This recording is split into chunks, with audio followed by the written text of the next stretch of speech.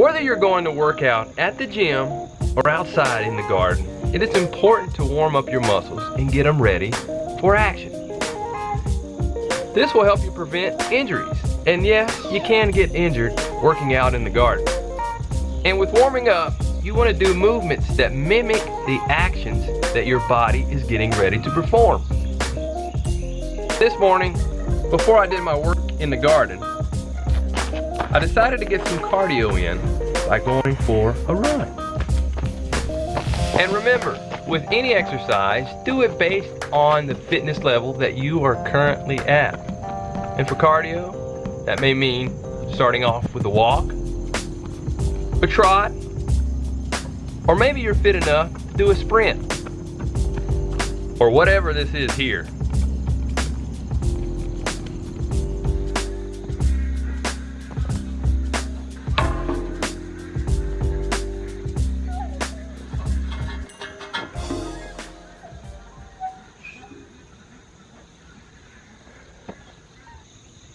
Alrighty, now that I'm warmed up and have gotten a little bit of cardio in, now it's time to get to work out in the garden. And I bet you're wondering, what in the world do you have a fan there for, Mike? Well, right now, at this time of year, in the morning and in the evening, the mosquitoes are ridiculous.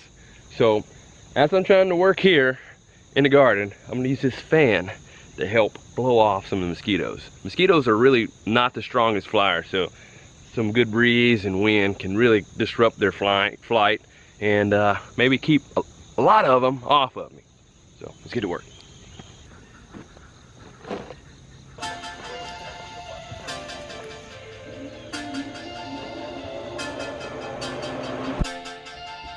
Alrighty, one of my favorite tools to use in the garden is a Broadfork. But not only is the Broadfork a great gardening tool, you can also get some exercise in as you are using it.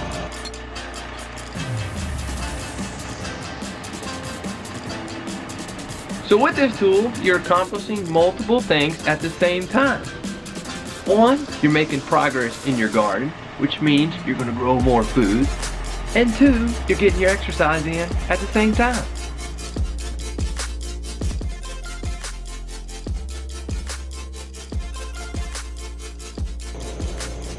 Look at that worm here. When we first started working on this area, we didn't have many worms at all.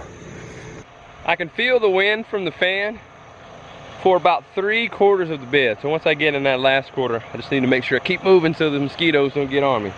But other than that, the fan is working out really well. A really high velocity fan, so it does a really good job. And another benefit of the fan, in addition to it keeping the mosquitoes off of me, is this helps me cool down too. Woo.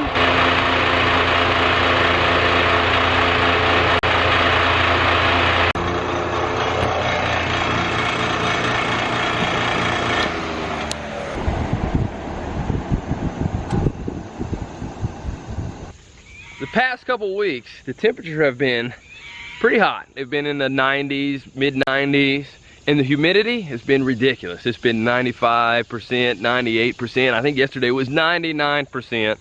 So that just makes it super thick and almost like it's choking you as you're trying to work in it. So try to get as much done as we can in the morning and then later in the evening.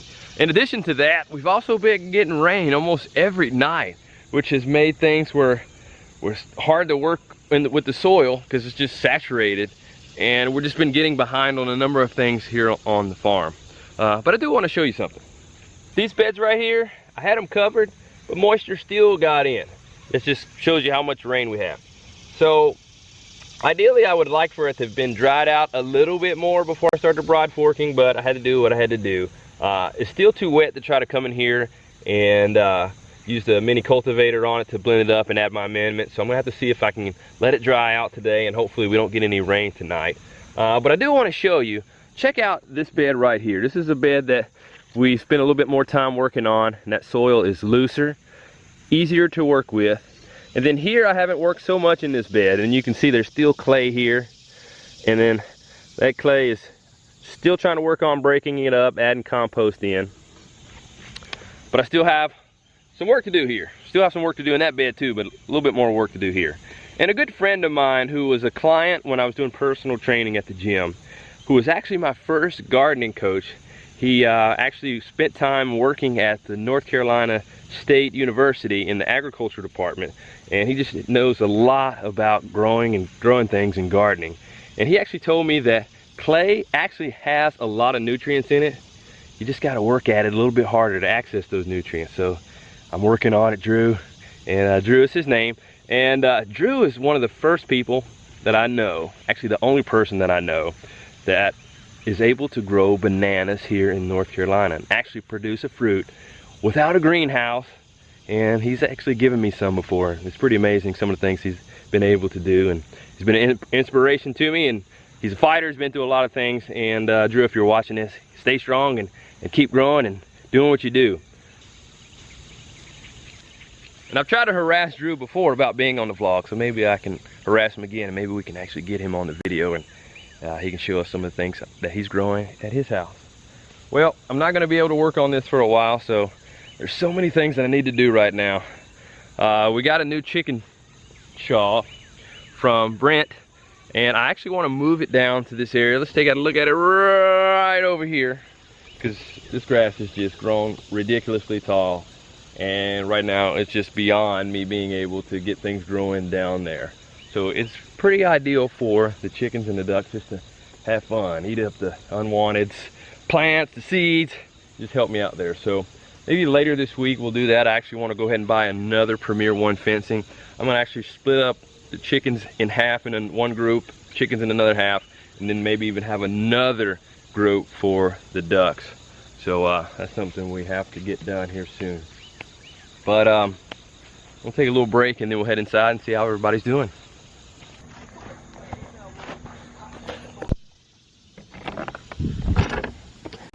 All right, so breakfast was yummy. Game plan for the day is we had an order come through from somebody else who does a CSA, a friend named Tia, and we need to package some things that we're going to be providing for their CSA customers. So today, Selah, if you could, after you have breakfast, if you could go ahead and harvest some cherry tomatoes for us. And Josiah, if you could harvest some more of the Japanese peppers for us, that'd be great. And Mommy and I will work together in packing up the arugula. What are you gonna do? Eat raisins. Just gonna eat raisins all day long? It's one of your favorite foods, isn't it? What are you doing there? I don't know. Is that Optimus Prime with the raisin on his sword or whatever that is? Let's see it. A deal. Wow. Bring it here, let me see it. You gonna eat that raisin? With me. Oh. Micah! And after breakfast, the kids got to work. Josiah was harvesting the Japanese peppers here, while Selah and I were harvesting the cherry tomatoes. And with the work that the kids do out on the farm, they get paid a couple ways. Either with money, or being able to go to one of their favorite places to eat, or with just extra goodies like popsicles and whatever it is that they may want as a reward. Recently, one of our viewers, Emily LeBlanc, got us a scale off of our Amazon wish list. And today was our first day using the scale. And actually, the kids were the first ones to use the scale. With all the different tasks that are on the farm, there's so many things for the kids to learn as a part of their homeschool. Pretty cool scale there, Selah. Yep. Alright, let's use a new scale that Emily got us to weigh out the tomatoes you got there. And what do we say to Emily for getting us this new scale? Thank you. Yep, thank you, Emily. So we're putting a new weight on here. Then we'll press tear. And then it'll make it go back to 0. Yep, that's right. Go ahead and weigh out your cherry tomatoes. Okay, Selah, so make them in 12-ounce bags for me.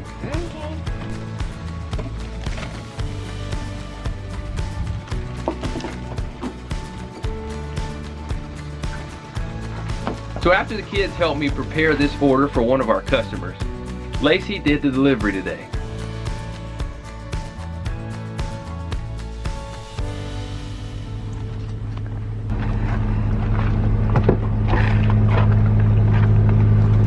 And a little bit later, after it cooled down, I went back out to the garden to work. And the first thing I did as I started working out in the beds were adding amendments to them. And one of those amendments was Epsom salt. And Epsom salt is great for improving the blooms on your plants, as well as helping your plants to have a richer, greener color. After that, I brought out the mini cultivator to blend it all together. But you know what? Oh man, I forgot something. I forgot the compost. So I added the compost, and after I added all the compost in the bed, then I brought out the mini cultivator again to blend it all together.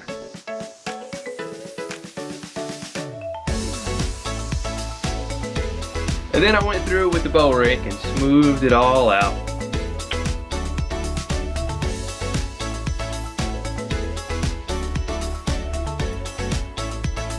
And then after that, Lacie joined me in transplanting plants into these beds.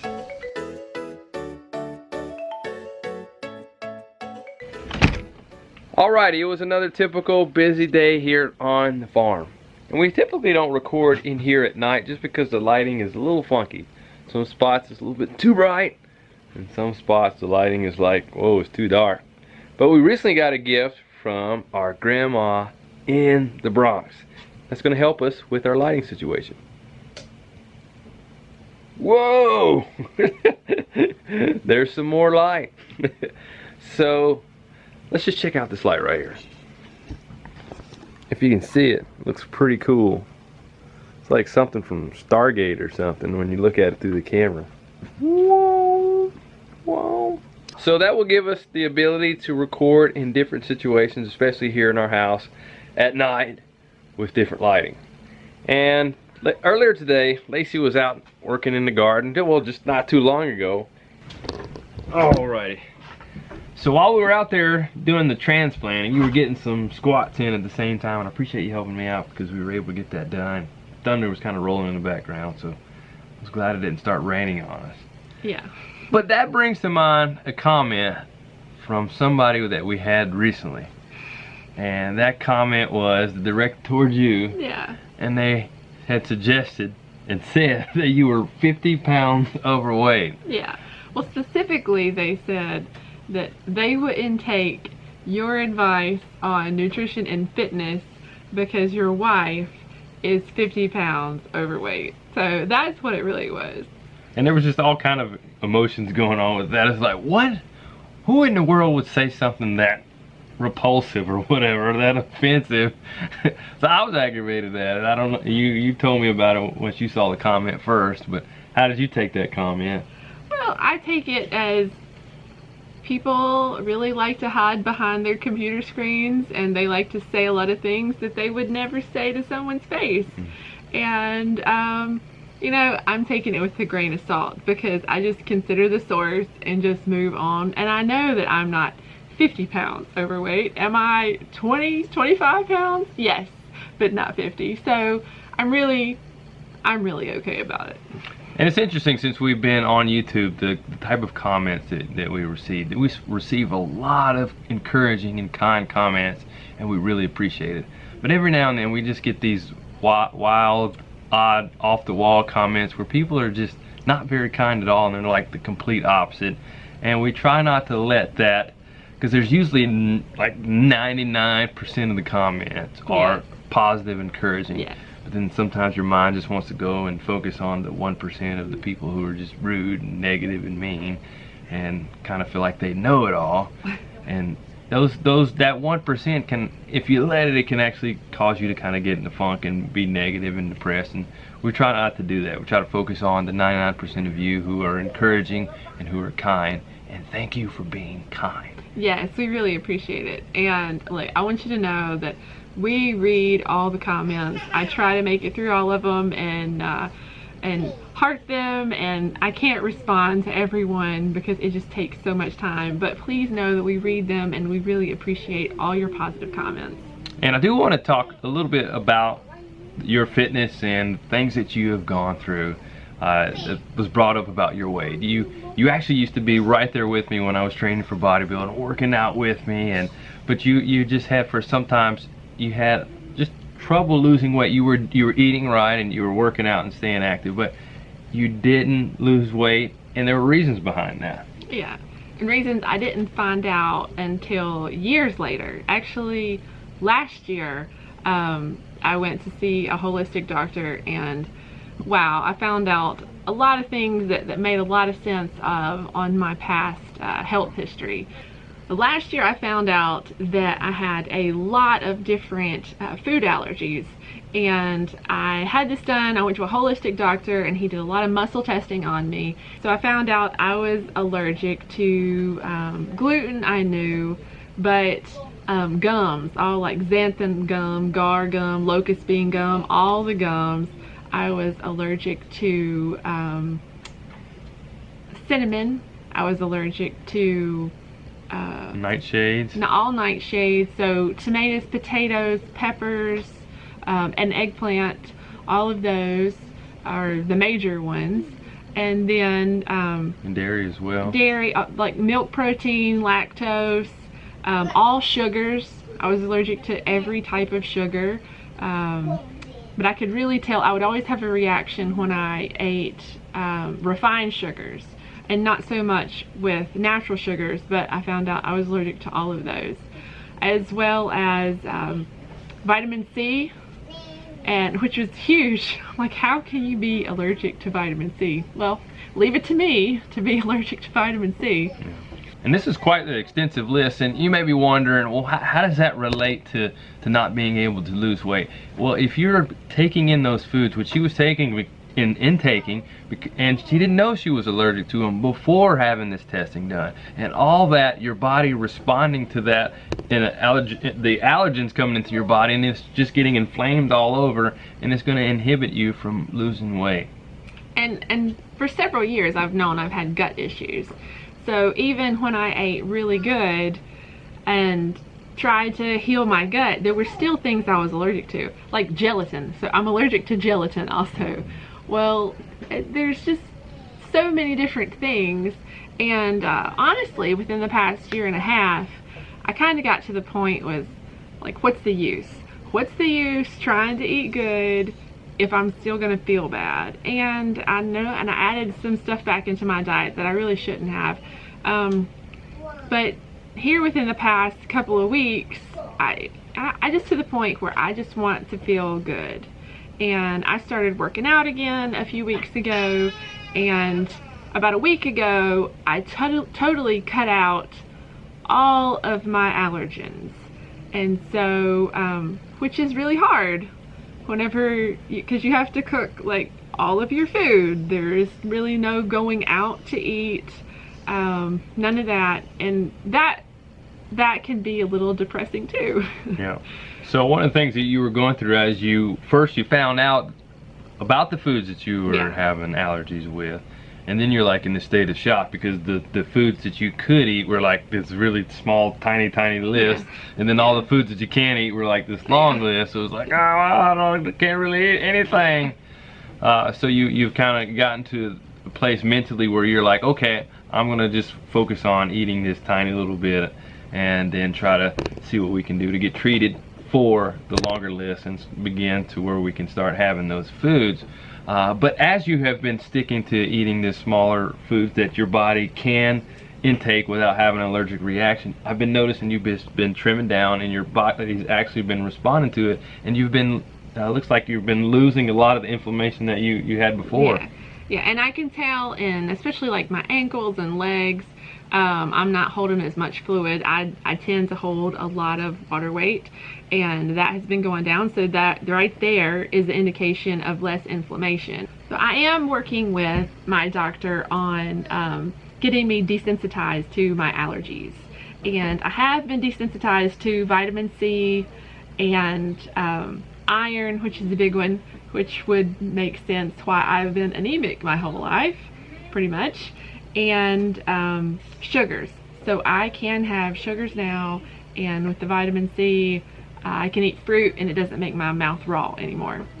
So I am working with him, and I look forward to being able to go back and getting treated some more so I can add some of these other foods back into my diet so I won't be so limited. I do want to encourage those of you who are struggling with losing weight and you've just been trying to do so many things and you're not having success.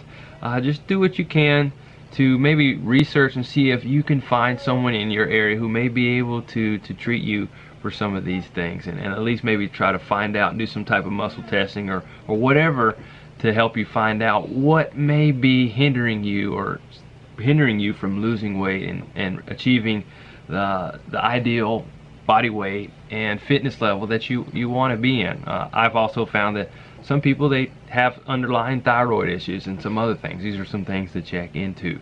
But I do encourage those of you, all of you, to take your health in your own hands and be responsible for your health and do what you can to improve your health. Exactly.